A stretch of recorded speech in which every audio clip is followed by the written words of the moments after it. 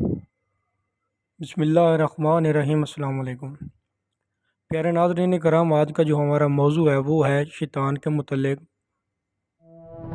ناظرین کرام، ابلیس کا اصلی نام عزازیل ہے۔ ابلیس کی کنیت ابو قیطر ہے۔ اس کا مطلب ہے تکبر کا باپ۔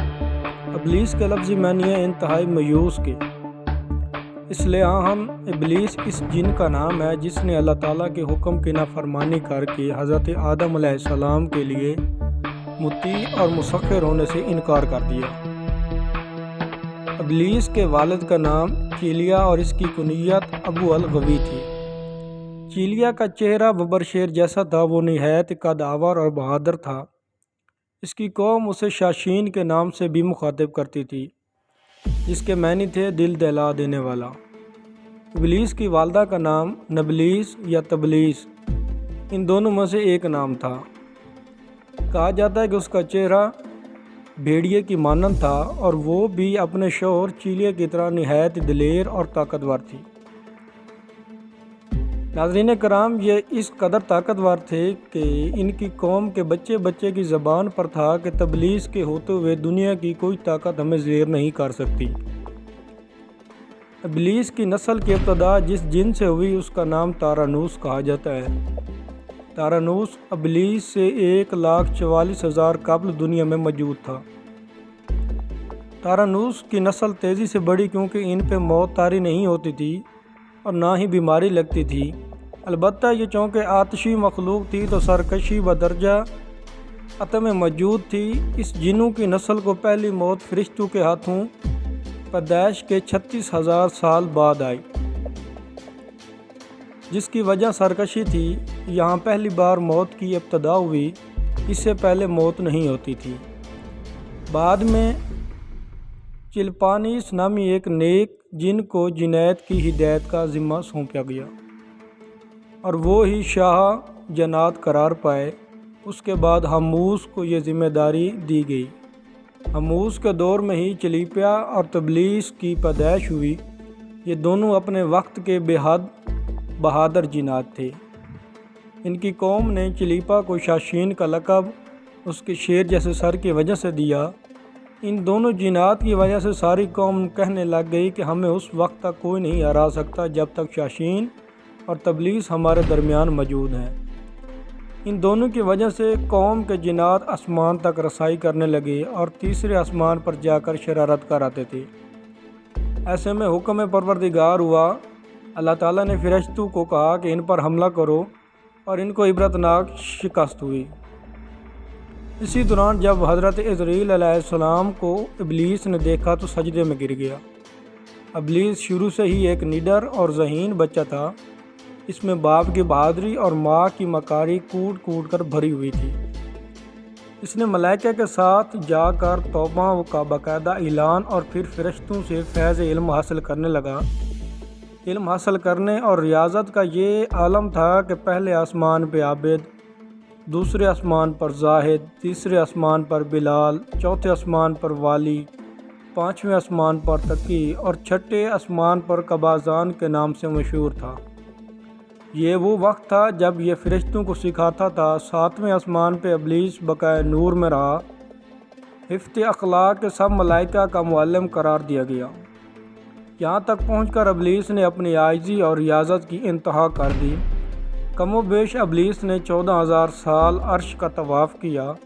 یہاں اس نے فرشتوں میں استاد، سردار، عزازیل کے نام سے شہرت پائی اور کم و بیش 30,000 سال مقربین فرشتوں کا استاد رہا۔ ابلیس کے درس و واعظ کی میعاد کم و بیش 20,000 سال ہے۔ فرشتوں کے ساتھ قیام کی مدت کم و بیش 80,000 سال ہے۔ ابلیس کو حکم ہوا کہ دروغہ جنت رضوان کی معاونت کرو اور اہل جنت فرشتوں کو اپنے علم و فضل سے بہرہور کرو۔ یوں ابلیس کو جنت میں داخل ہونے کا پروانہ مل گیا اور جنت میں بھی اپنے علم سے دروغہ جنت رضوان کو سیراب کیا اور یوں جنت رضوان کی کنجیاں ابلیس کے پاس رہیں۔ ناظرین کرام، روایات کے مطابق ابلیس 40,000 سال تک یہ فرض خزانچی انجام دیتا رہا اور یہی وہ مقام اعلیٰ ترین جنت رضوان ہی تھا جہاں ابلیس نے پہلی بار بادشاہت کے خواب دیکھنے شروع کیے۔ اس وقت ابلیس کے پاس ہفت اقلیم، افلاک، جنت و دوزخ سب کا اختیار تھا اور اس نے چپے چپے پہ سجدے کیے تھے، مگر یہاں پہ ابلیس عاجزی سے پہلے بھٹکا اور خود کو بادشاہ بنانے اور رب بن جانے کا خواب دیکھنا شروع کیے۔ کئی ملائکہ کے سامنے ربوبیت کی بات بھی کی، مگر ملائکہ کے انکار کے سبب چپ ہو گیا اور یوں نظام چلتا رہا۔ مگر اس سب سے اللہ تعالیٰ کی ذات بے خبر نہ تھی۔ پھر آدم علیہ السلام کی تخلیق کا مرحلہ آیا۔ جیسے قرآن مجید میں واقعات بیان ہوئے ہیں کہ ابلیس آدم علیہ السلام کو جزو مرحلہ وار مختلف اقسام کی مٹی سے تخلیق ہوتا دیکھتا رہا اور چپ رہا، مگر جیسے ہی اسے یہ معلوم ہوا کہ یہ آدم علیہ السلام اللہ تعالیٰ کا نائب ہے تو اس نے واویلا کیا، عبادت اور اطاعت کا واسطہ دیا، پھر طنز کیا کہ مجھ جتنی عبادت کس نے کی ہے۔ آدم علیہ السلام کو سجدہ کرنے سے انکاری ہوا، تب اللہ تعالیٰ نے کہا نکل جا شیطان مردود۔ لعنتی قرار پانے کے بعد ابلیس نے اپنی عبادات اور ریاضت کا رب کریم سے عوض مانگا، جس پر اللہ تعالیٰ نے ابلیس کو ایک وقت معلوم تک مہلت فراہم کی، جس پر ابلیس نے اولاد آدم کو صراط مستقیم سے بھٹکا کر اپنا پیروکار بنانے کا دعویٰ کیا۔ اس پر رب کریم نے فرمایا کہ جو متقی اور پرہیزگار ہوں گے تم ان کو گمراہ نہیں کر پاؤ گے۔ ابلیس کے اس لعنتی کام میں اس کے 5 ساتھی ہیں، جن میں اس کے پہلے ساتھی کا نام ہے صبر۔ اس کے اختیار میں مصیبتوں کا کاروبار ہے، جس میں لوگ ہائے واویلا کرتے ہیں، گریبان پھاڑتے ہیں اور جہلیت کے نعرے لگاتے ہیں۔ اور دوسرے کا نام ہے آور، یہ لوگوں کو بدی کا مرتکب کرتا ہے اور بدی کو لوگوں پہ اچھا اور پسندیدہ کر کے دکھاتا ہے۔ تیسرے کا نام ہے مسوات، یہ کذب، جھوٹ اور دروغ پہ مأمور ہے، جسے لوگ کان لگا کر سنیں۔ یہ انسانوں کی شکل اپنا کر ان سے ملتا ہے اور انہیں فساد برپا کرنے کی جھوٹی خبریں سناتا ہے۔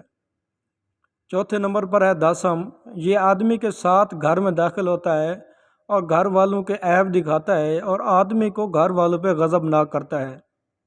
اور پانچویں کا نام ہے زکنیور، یہ بازاروں کا مختار ہے، بازاروں میں آ کر یہ بددیانتی کے جھنڈے گاڑتا ہے اور بازاروں میں برائیوں اور فحشی پہ ورگلاتا ہے۔ ناظرین کرام، حاصل نتیجہ یہ ٹھہرا کہ رب کریم کو انسان کی عبادات، عاجزی، علم و دانش سے کچھ غرض نہ ہے۔ رب کریم صرف دیکھتا ہے کہ دل میں اطاعت، فرما برداری کتنی ہے۔ اس بنیاد پہ تقوی اور پرہیزگاری کے درجے برقرار پائیں۔ ناظرین کرام، امید کرتا ہوں آپ کو یہ ویڈیو اگر اچھی لگی ہے تو برائے مہربانی میرے یوٹیوب چینل کو لازمی سبسکرائب کر دیں اور بیل گھنٹی کے بٹن کو لازمی پریس کر دیں تاکہ میری آنے والی نئی اسلامک اور ہسٹری کی ویڈیو آپ تمام دوستوں تک پہنچ سکے۔ جزاک اللہ۔